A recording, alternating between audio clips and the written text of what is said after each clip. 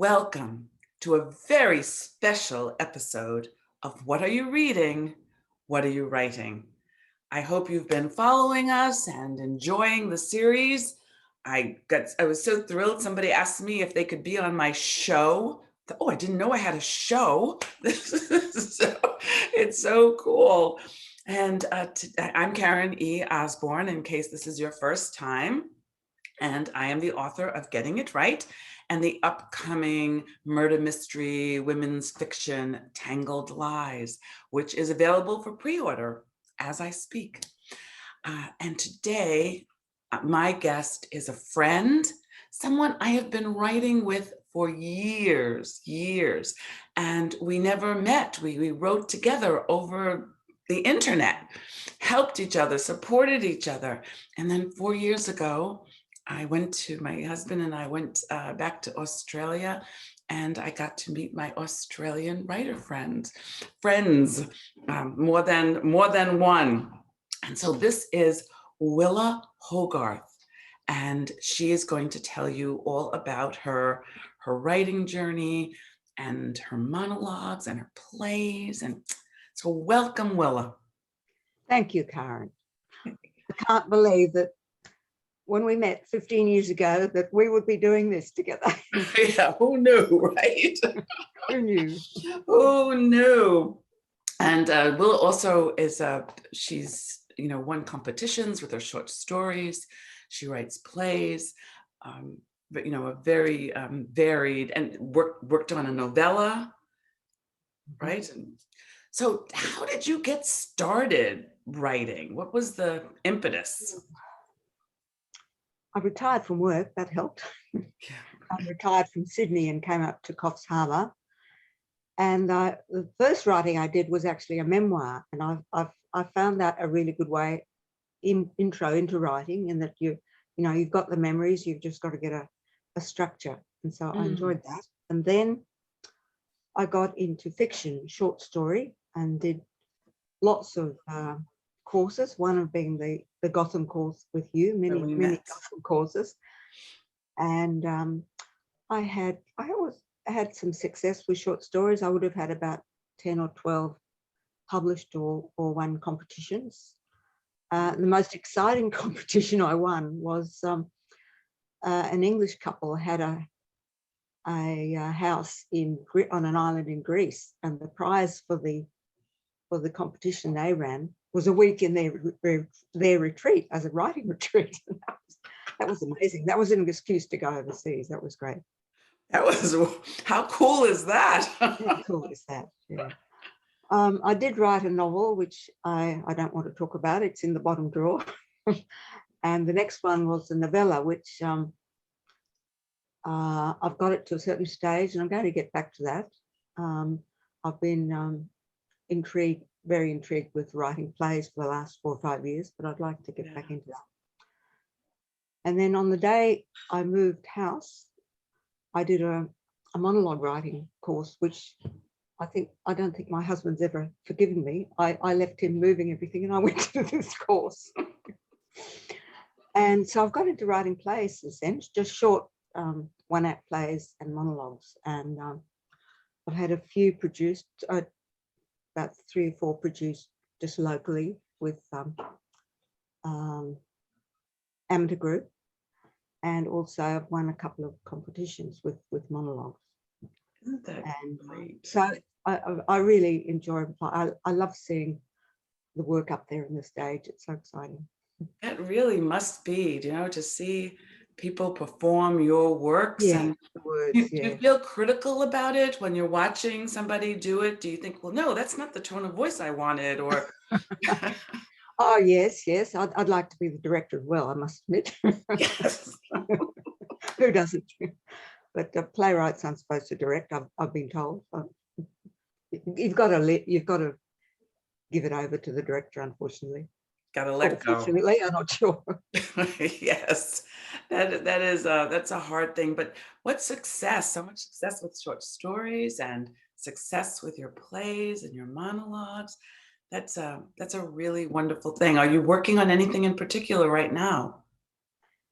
I've just finished a short half-hour play that I want to put in to a competition.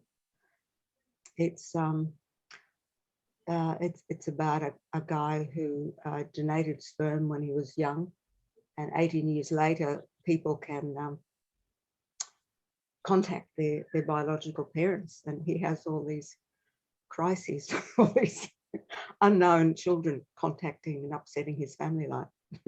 I love this one. I had the pleasure of folks in the audience, because we continue to write together.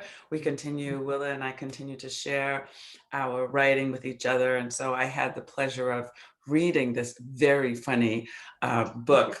One of the things that so we're going to do something special tonight. Willa is actually going to perform one of her short monologues instead of us talking about books that she's read, which she reads wonderful books. But one of the things she asked me is, she said, oh, should I get rid of all of the Australian slang in the monologue? And I said, no, tell us what those wonderful words mean and what we should look out for when we're listening.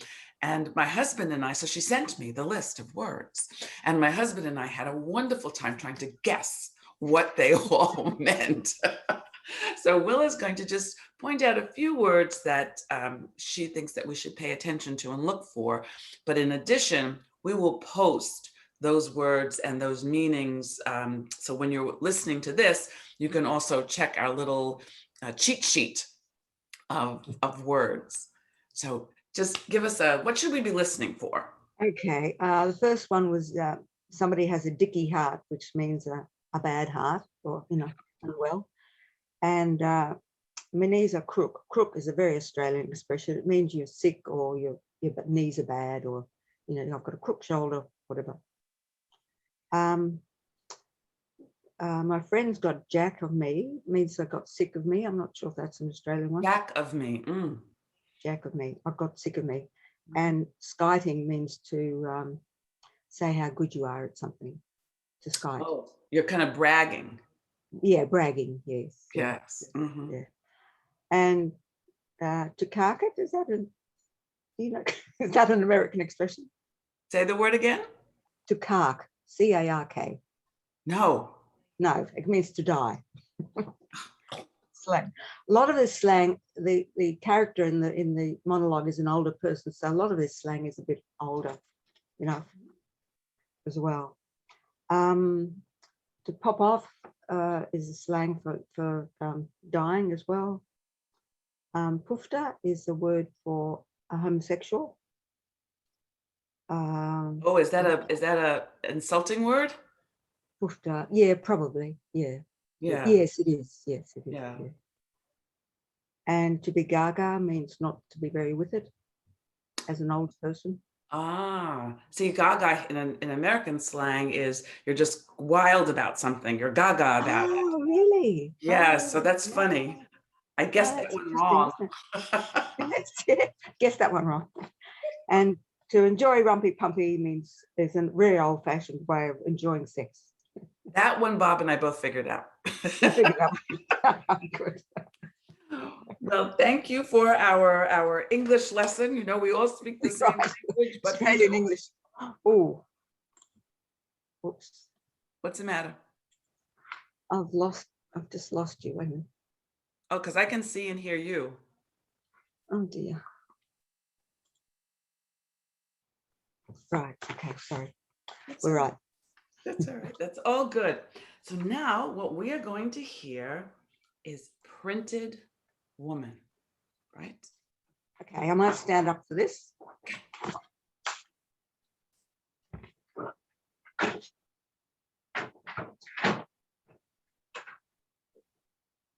Okay, so Wilma is in her 70s. Her face and the way she moves makes her look as if she's a lot younger. And she's dressed in running gear and joggers and has just come in from a walk. Getting old shit, don't you reckon? I mean, my poor old mum, she had a dicky heart, arthritis, her hair fell out and she had to wear a wig. On top of that, she got dementia. Thought I was the cleaning lady. Madge, clean the toilet, she'd say. My name's Wilma. No wonder I had the collywobbles about getting old. Look, shit scared I was. Always had my lovely Dr. Patton, though. You've seen how these youngies ignore the oldies, pretend you're not even there. Well, he made me feel like I mattered.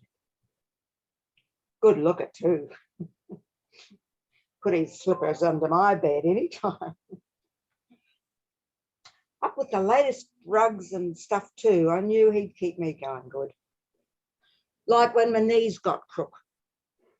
I hobbled into his rooms like I was 101. Well, Murray said, got just the thing for you. Heard of 3D printing? No. Well, they can print special body parts for you these days. You game to try it? Come on, I jumped at it. Nothing to lose at my age. Had both of them done. They make them to order, you know, they take a picture of your knees, then the machine prints them, and then the doctor pops them in. A couple of months later, I'm trotting around like a 50-year-old. Man, bloody tastic. Problem was, having my knees done, my hips went out. Had to get them done too. Trotting around like a teenager then. My friends at the retirement village got really jack of me skiting about my gym classes and the 11K walks. One day, I was doing my gym class, doing my pump class, and it was probably a bit much for me, you know, because I had this heart attack. Scary. And then ambulance raced me to hospital, oxygen, drip in my arm, the whole bit. They kept shaking me and yelling, Wilma, stay awake, stay awake. Holy cow. I thought I was going to cark it. Made the hospital, and the first thing I did was ask them if they printed hearts. Didn't want to waste all the other printed stuff. Sure, we print everything except brains, they told me. My brain was fine, it was all the other bits. So there I was, printed knees, printed hips, and a heart. They reckoned if I had my liver done, I'd be right for another 20 years. I forgot, look at my face, my neck. How old do you reckon I am? 50? They give me some new skin. I know what Malcolm would have said. If God meant us to be printed, we'd have ink instead of blood. He ended up being a grumpy old bugger. Oh, I missed him like hell, though.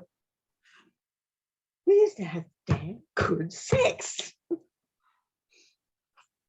when I got all this new energy, you know, I had ants in my pants. Problem was, there was no men around. They all pop off earlier than us women. How can you have sex if there ain't no men to have sex with?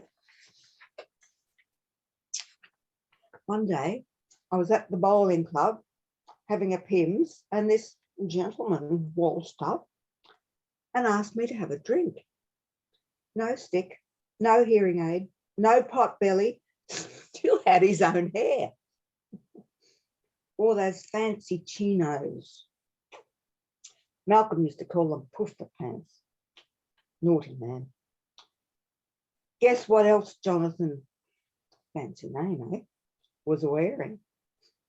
A pink striped shirt. He bought me a Pimm's, or 3. And after that, we had the special, roast beef and veggies. Oh, it was lovely, it was. And the next thing, you'll never guess, we were in my bed. Been 6 years. God, I was so hot to trot, I nearly wet myself. Poor man. He was just so embarrassed. He couldn't you know, I told him about the printed bits that I had, and maybe he could get a printed one. He got real excited about that. And 6 weeks later, there he was in my bed again. And it worked. Very good night, actually. I had quite a scene with the old Jonathan. Had to sneak him in and out so my neighbours wouldn't see him. I was lucky I had him. My friends at the village were hopeless. Went to bed at 8:30, wouldn't even go to the bowling club with me. All they did was shuffle around on their walkers, talk about their palpitations and what was the best funeral plan. Boring. Big event of the day was having a good shit. They were all popping off too. I knew the bloody funeral service off pat. Nancy. Now, she was the only one that was still fit. She had dementia. She was in this special locked ward, of course. But God, could she dance? I'd visit her, put the music on, and we'd waltz around like 20-year-olds. Oh, mad as a cut snake she was, though. She thought I was an old lover of hers way back. Wanted me to get into bed with her. One day I went to see my lovely Dr. Patton, and he told me they'd done some more research into these printed bits. I told him mine were doing great. You know about climate change, he said. Yeah, of course I do. Did he think I was gaga or something? Well, if the temperature rises 2 degrees, then I'm afraid that could be a bit of a problem. God, he looked so embarrassed. They might melt. Yeah, hell, I wanted to punch the man. Then I had to tell Jonathan. Never saw him again, of course. But I got this new passion, climate change. I joined that what it's called, rebellion group, you know, where you lie down in the street and stop the traffic and stick yourself to the pavement. I didn't do that, didn't want to ruin my skin. They even took me to this climate conference overseas somewhere, I forget where. I was famous. They got a photo of me with that kid, what's her name, Gretel or Greta or something. The youngie with the brains and the elder. That was a while ago. Been seeing a lot of Nancy lately. We dance together, eat together, watch telly together. I lay on her bed the other day, you know, just for a bit of a rest. And I woke up and I sort of forgot where I was for a bit. They let me stay in the room right next to hers. Someone's brought all my clothes and stuff in. It's real comfortable. You know, a bit of rumpy-pumpy and I'd be happy as Larry. I'm still real fit though with all my printed bits. I take Nance for a nice long walk every morning. That's it.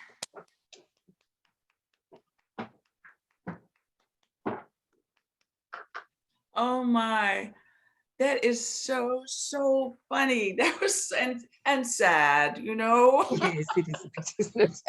Yes, there's a bit of sadness there at the end. Yeah. You know, you're not sure where it's going to go while listening, but it is just so wonderful, so funny. I loved it. I loved it. So when you watch this, and you have to think about when you saw it performed, and say, and if someone else wants to perform it, you could say, "Wait, you have to watch my video." I have to watch mine first.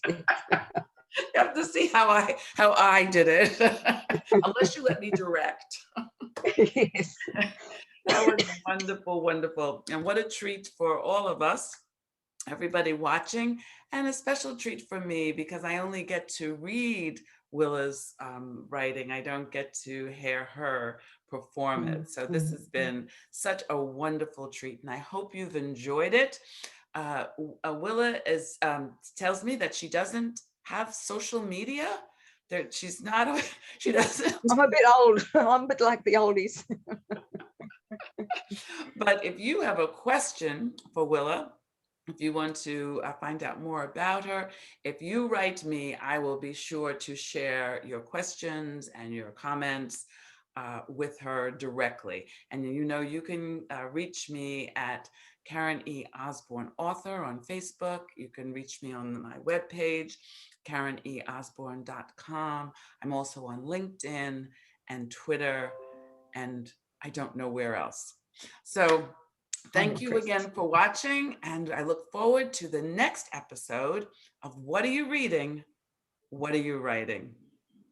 Thanks for watching.